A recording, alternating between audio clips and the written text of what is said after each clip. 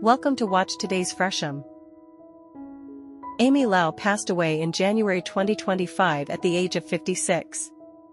The Arizona-born, Manhattan-based AD 100 designer Amy Lau has died. Known for her warm, visually arresting interiors, her work represented an effortless synergy between art and design. The designer's Manhattan apartment, completed just months before her woefully premature death, perfectly captures her incisive eye and her steadfast belief in the ennobling power of great design.